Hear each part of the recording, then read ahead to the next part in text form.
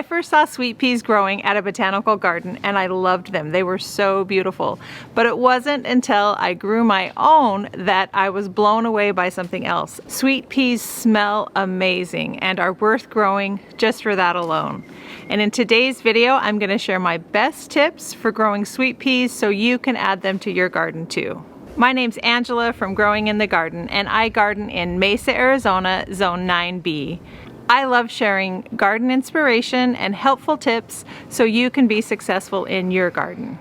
One of the most important things to know about growing sweet peas is that they grow best in cool, moist, well-draining soil with a lot of compost and organic matter. In most areas, choose a location with full sun. If you live in a hot summer area, choose a location that gets a little bit of afternoon shade to prolong those blooms even longer into spring.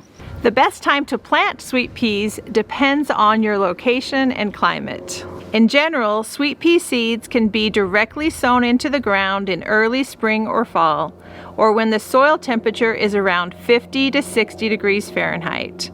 Or 10 to 15 degrees Celsius. Sweet peas prefer cool soil and they're going to bloom best before it gets hot. So in zone 7 and colder, start seeds indoors and transplant sweet peas as soon as the soil is dry enough to work in. Sweet peas actually prefer cooler temperatures and can tolerate light frosts, so plant them before the weather gets too warm. In mild winter areas like where I live in the low desert of Arizona, plant sweet peas in the fall from October through February. If you're starting sweet peas indoors, transplant them into the garden at your best planting time. Did you know that the variety of sweet peas that you choose makes a difference? Sweet peas have different characteristics and you can grow them based on the type of sweet pea that you're looking for. There are sweet peas that have longer stems, definitely different colored sweet peas. Some sweet peas are also day length sensitive, which means the best one to grow for you might depend on where you live. In mild summer areas, saltwater taffy swirls and Spencer mix are good choices. In hot summer areas, Perfume Delight and Jewels of Albion grow well. Chiffon Elegance and Velvet Elegance grow well in almost all climates. And if you're looking for shorter varieties that don't climb as tall and are best for containers, look for Knee High Mix or Explorer. You can also choose sweet peas that are bred for their fragrance. Saltwater Taffy Swirls, Perfume Delight, Jewels of Albion, and Explorer are all highly scented varieties. Choose the best one for your preference and climate. Plant sweet pea seeds 1 inch deep and 2 to 3 inches apart.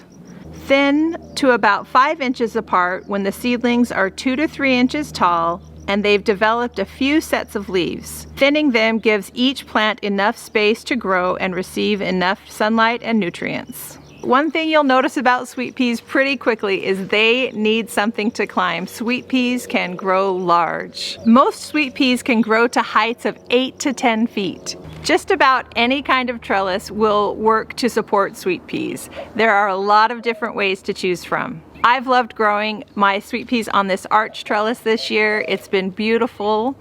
You can also use netting. Attach the netting to wooden stakes or poles. Buy metal or wooden arches or create your own from PVC. If you have a fence in your garden, train the sweet pea vines to climb up it.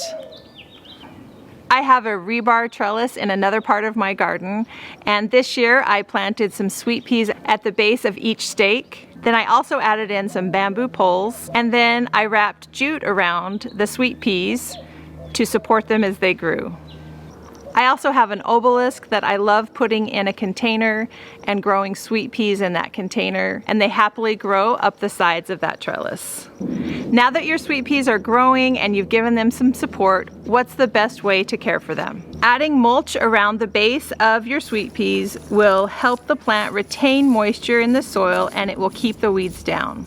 Sweet peas also need regular watering to produce healthy plants and abundant blooms. Water deeply and consistently. I amend the soil before planting with lots of compost, so I normally don't need to fertilize my sweet peas as they're growing. But if you're finding yours are not growing as well, you may want to fertilize with a balanced fertilizer or one that encourages blooms. Generally, pests aren't too much of a problem when growing sweet peas. You may see some powdery mildew develop. Keep an eye on your plants and remove any affected leaves or plants to keep it from spreading to the other sweet peas. What about pruning sweet peas? When the young plants have developed 4 to 6 leaves, pinch off the top 1 to 2 inches of growth. This will encourage bushier growth and more blooms. As your sweet peas are growing, they're not going to require too much pruning other than looking for and removing any dead or diseased or damaged growth. Deadheading and removing spent blossoms and keeping your sweet peas harvested is the best way to keep your plant healthy and encourage more blooms. To keep sweet pea blooms going all season long, there are a few things you can do. The most important is to keep the blooms harvested. As the sweet peas begin to fade, remove them to encourage the plant to keep producing more flowers and prevent the plant from becoming too top heavy.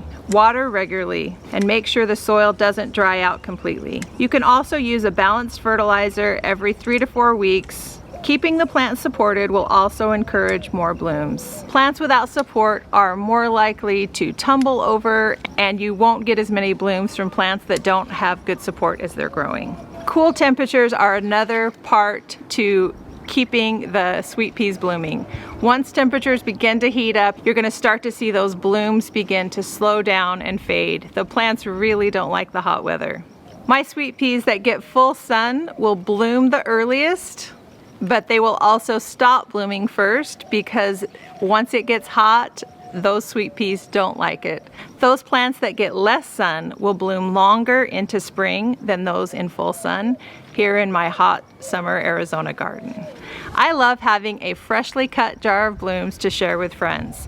Here are a few tips for harvesting blooms for the longest vase life. Once your plants start blooming, harvest at least every other day to keep the plants blooming.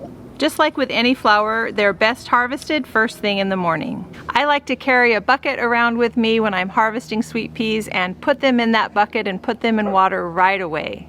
The blooms on sweet peas won't open anymore after you cut them, so wait until all but just a couple of them are open before harvesting those blooms.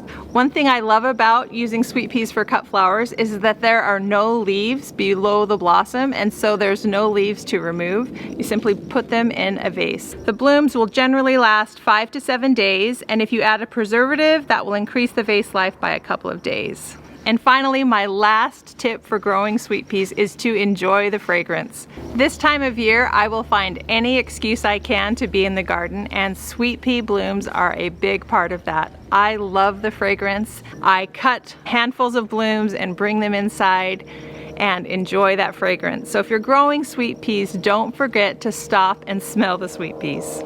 Sweet peas are an easy way to add beauty, fragrance, and old-fashioned charm to your garden. I hope you'll give them a try. Thank you so much for watching.